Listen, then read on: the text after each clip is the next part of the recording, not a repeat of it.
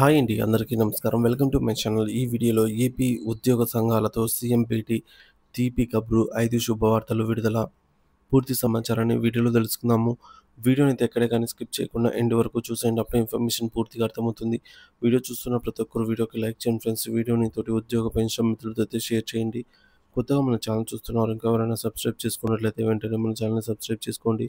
దీని ద్వారా నేను చేసే లేటెస్ట్ వీడియోస్ అన్నీ మీ వరకు రీచ్ అవుతాయి. ఇక ఆలస్యం చేయకుండా వివరాల్లోకి అయితే వెళ్ళిపోదాము. ఫ్రెండ్స్, ఇక విషయానికి వచ్చినట్లయితే ఆంధ్రప్రదేశ్ ప్రభుత్వ ఉద్యోగులకు శుభవార్త. త్వరలో కీలక ప్రకటనలు. ముఖ్యమంత్రి సమావేశంపై సర్వత్రా ఆసక్తి. ఆంధ్రప్రదేశ్ నూతన ప్రభుత్వం కొలువుదీరిన నేపథ్యంలో రాష్ట్ర ప్రభుత్వ ఉద్యోగులు, పెన్షనర్లు తమ దీర్ఘకాలిక సమస్యల పరిష్కారంపై ఎన్నో ఆశలు పెట్టుకున్నారు. ఈ క్రమంలో గౌరవనీయులైన ఆంధ్రప్రదేశ్ ముఖ్యమంత్రి శ్రీ నారా చంద్రబాబు నాయుడు గారు ఉద్యోగుల సంక్షేమానికి పెద్దపీట వేస్తూ ఈ నెలాఖరులోగా ఉద్యోగ సంఘాల ప్రతినిధులతో కీలక సమావేశం నిర్వహించనున్నారు. ఈ సమావేశం ఉద్యోగుల పాలిట వరంగా మారనుందని, వారి జీవితాల్లో సానుకూల మార్పులు తెచ్చే విధంగా కనీసం 5 ముఖ్యమైన శుభవార్తలను ముఖ్యమంత్రి ప్రకటించే అవకాశం ఉందని తెలుస్తోంది. ఉద్యోగ భద్రత, వేతన సవరణ, పదోన్నతులు, బకాయిల చెల్లింపులు, ఇతర సంక్షేమ ప్రయోజనాలపై ప్రభుత్వం దృష్టి సారించనుంది. ఆ 5 కీలక అంశాలేంటో ఇప్పుడు మనము పరిశీలిద్దాం. మొదటిది డిఏడిఆర్ బకాయిల చెల్లింపులు. ఉద్యోగులు మరియు పెన్షనర్లు ఎంతో కాలంగా ఎదురుచూస్తున్నటువంటి ప్రధాన అంశం డిఏ కరువు భత్యం, డిఆర్ కరువు సహాయం.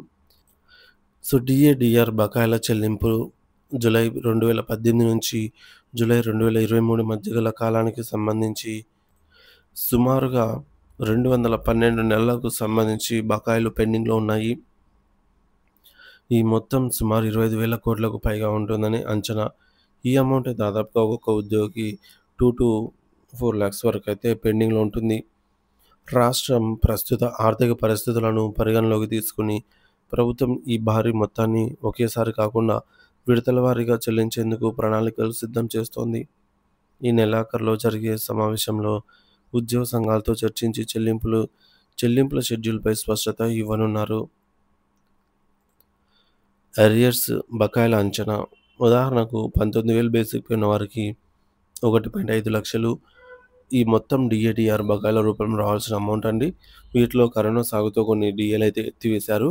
అవి కేంద్రం కూడా ప్రకటించలేదు. సో ఇవి మనకు కూడా రావు.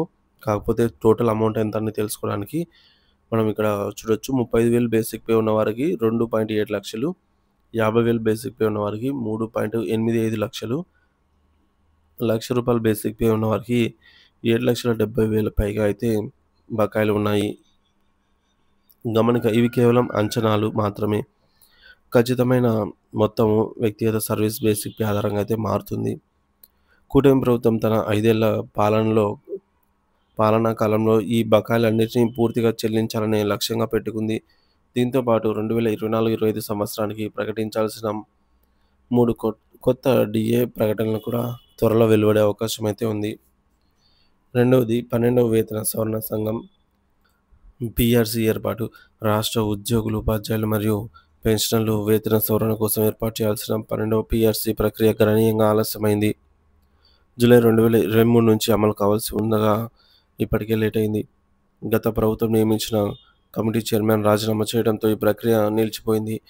ఉద్యోగుల ఆకాంక్షలకు అనుగుణంగా ముఖ్యమంత్రి చంద్రబాబు నాయుడు గారు త్వరలోనే నూతన పిఆర్సీ కమిషన్ను నియమించే అవకాశం ఉంది. పిఆర్సీ ప్రాధాన్యత. పిఆర్సీ ఫిట్మెంట్ శాతం అత్యంత కీలకం. పిఆర్సీలో ఇది ఉద్యోగుల మూల వేతనాన్ని, బేసిక్ పేని గణనీయంగా పెంచుతుంది.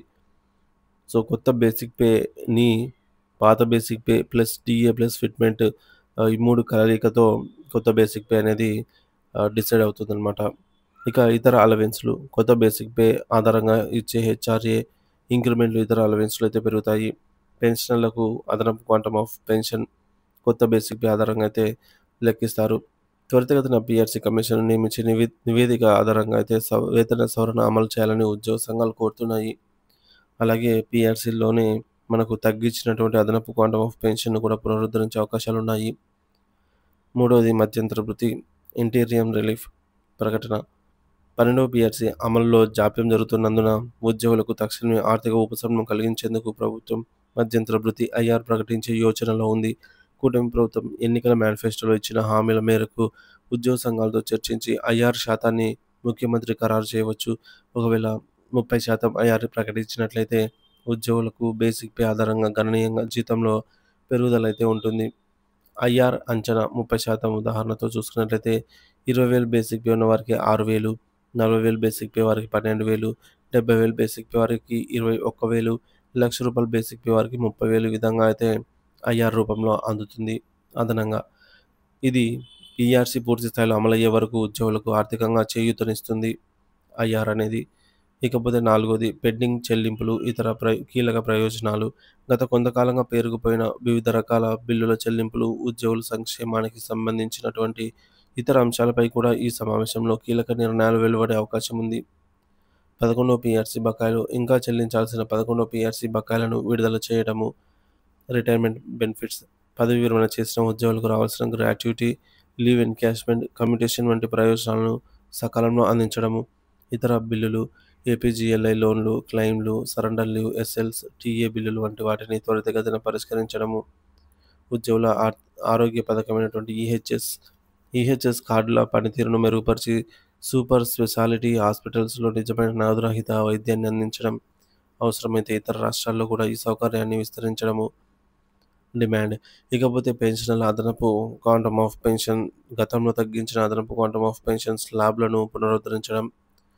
మహిళా ఉద్యోగులకు సంక్షేమం. మహిళా ఉద్యోగులకు చైల్డ్ కేర్ లీవ్లను, సీసీఎల్ను కేంద్ర ప్రభుత్వ ఉద్యోగులతో సమానంగా పెంచడం, 2 ఏళ్లకు పెంచడం. పిల్లల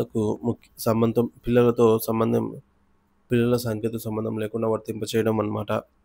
ఇక హెచ్ఆర్ఏ.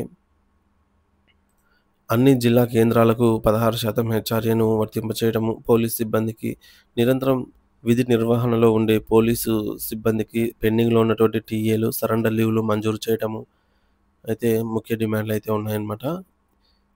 ఇక 5వది కాంట్రాక్టు అవుట్సోర్సింగ్ ఉద్యోగుల సమస్యలు, ఖాళీల భర్తీ.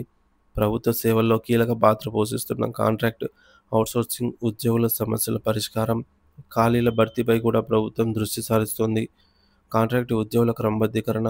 గత ప్రభుత్వం కొన్ని శాఖల్లో మాత్రమే క్రమబద్ధీకరణ చేపట్టిన నేపథ్యంలో మిగిలిన అర్హులైన కాంట్రాక్టు ఉద్యోగులందరినీ క్రమబద్ధీకరణ ప్రక్రియపై స్పష్టమైన హామీ లేదా కార్యాచరణ ప్రకటించే అవకాశం ఉంది.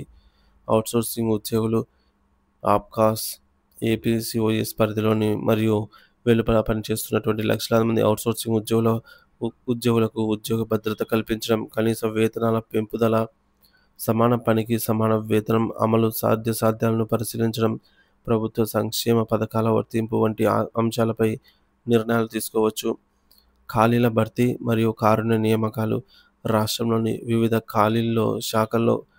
వివిధ శాఖల్లో ఖాళీగా ఉన్నటువంటి పోస్టులకి మెగా డిఎస్సి తరహాలోని ఇతర నియామక ప్రక్రియలను వేగవంతం చేయడము, పెండింగ్లో ఉన్న కారుణ్య నియామకాలను పూర్తి చేయడంపై ప్రభుత్వం దృష్టి సారిస్తోంది. సో గౌరవనీయులైనటువంటి ముఖ్యమంత్రి నారా చంద్రబాబు నాయుడు గారు ఉద్యోగ సంఘాలతో జరపనున్న ఈ సమావేశం అత్యంత ప్రాధాన్యతను సంతరించుకోనుంది. సో గత కొన్నేళ్లుగా ఉద్యోగులకు, పెన్షనర్లు ఎదుర్కొంటున్నటువంటి సమస్యలకు పరిష్కారం లభించి వారిలో నూతన ఉత్సాహం నింపేలాగా సానుకూల ప్రకటనలు వెలువడతాయని రాష్ట్రంలోని లక్షలాది మంది ఉద్యోగులు, పెన్షనర్లు ఆశగా ఎదురుచూస్తున్నారు. ప్రభుత్వం తీసుకునే నిర్ణయాలు ఉద్యోగ వర్గాల సంక్షేమానికి, రాష్ట్ర పరిపాలన మెరుగుదలకు దోహదపడతాయని అయితే ఆశిద్దాం. ఈ సమావేశం అనంతరం వెలువడే అధికారిక ప్రకటనల కోసం మరి కొంతసేపు అయితే వేచి చూడాల్సిన అవసరం అయితే ఉందండి. సో దీనిపై ఎటువంటి అప్డేట్ వచ్చినా సరే మన ఛానల్లో అప్డేట్ అయితే తీసుకుని వస్తాను.